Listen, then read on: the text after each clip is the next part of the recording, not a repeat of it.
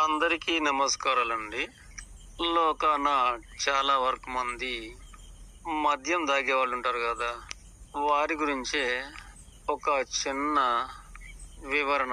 అదేమంటే, మద్యం అనేది సురులు కూడా తీసుకుంటారని పెద్దలు చెప్తే విన్నాం కదా. కనుక మన మానవులు కూడాను చాలా మంది తీసుకుంటూ ఉంటారు. అందున బావమరుదులు ఉంటారు, అన్నలదమ్ములు ఉంటారు, మిత్రులు ఉంటారు, మామలు ఉంటారు, బాబాయిలు ఉంటారు. ఈ విధంగా కులం కాకపోయినా అయినా అటువంటి బంధాలు బంధుత్వాలు కలుపుకొని పిలుచుకుంటూ జీవనం సాగించేవారు. అయితే అన్న అనేవాడు కానీ బాబాయ్ అనేవాడు కానీ ఉన్నప్పుడు భయభక్తులతో తీసుకుంటారు. అది నిజమైన మానవత్వమే.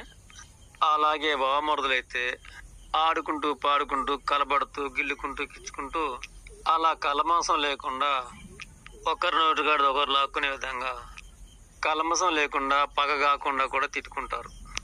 ఆ విధంగా కడుపులో తోడిపెట్టినట్టుగా ప్రవర్తిస్తుంటారు. కొన్ని సంవత్సరాల్లో ఉద్యోగాలు చేసే మిత్రులే కావచ్చు, చిన్ననాటి స్నేహితులే కావచ్చు.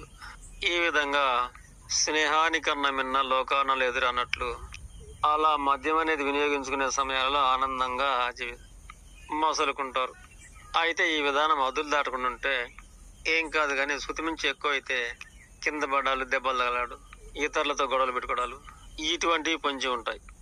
ఇలా ఉండగా కొందరు మద్యం తీసుకున్నాక శరీర విధానం అనేది సహజ స్థితి కన్నా కాస్త వేగం అవుతుంది కనుక ఎక్కువగా మాట్లాడుతూ ఆనందాన్ని, అభిమానాన్ని, ప్రేమను, బాధలు, ఆప్యాయతలు, అనురాగాలు, కన్నీరు పెడతారు, నవ్వుతారు, నిజాలే పలుకుతారు, తాగినోడి మాట నిజం తనుకొస్తున్నట్టు ఇలా కలమసం లేకుండా మాట్లాడేవారు కొందరు ఉంటారు.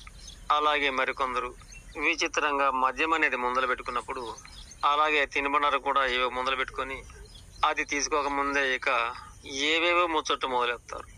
ఎక్కడెక్కడ విషయాల్లో అతి స్పీడ్గా తోడి ఆనందాలు, ఆవేశాలు, కష్టాలు, సుఖాలు, అనుభవాలు, అనర్థాలు అలా విలాసంగా మాట్లాడుతూ ఆ ముందలు పెట్టుకున్న ముందు ఒక్క గుట్క కూడా లోపలికి పోదు. కానీ ఈలోగా ఇవన్నీ కడుపు నుండి పెట్టుకొస్తాయి. కారణం వారికి మంది ఎక్కువ కాదు, అదొక రకమైన అమాయకపు ఆనందం. తన మన బంధుత్వం, మిత్రత్వము, ఆప్యాయత, అనురాగము ఈ విధంగా వారు కలమసం లేకుండా కడుపులో బయటకు వెళ్తారు.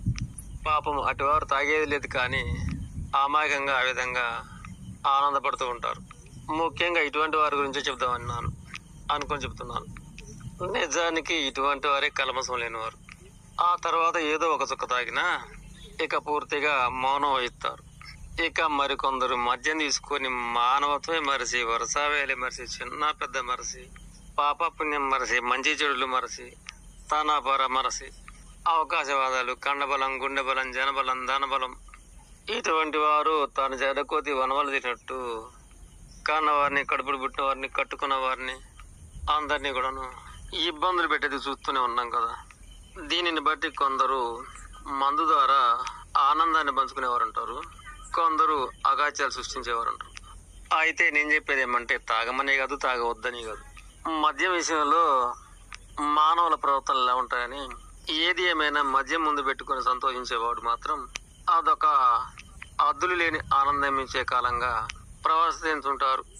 నాకు తెలిసి ఇటువంటి సందర్భాలలో లేని మిత్రులు పెరిగిపోతారు, అలాగే ఉన్న బంధువులు చెదిరిపోతారు. ఇదంతా కూడా సృష్టి యొక్క విచిత్ర కళలు.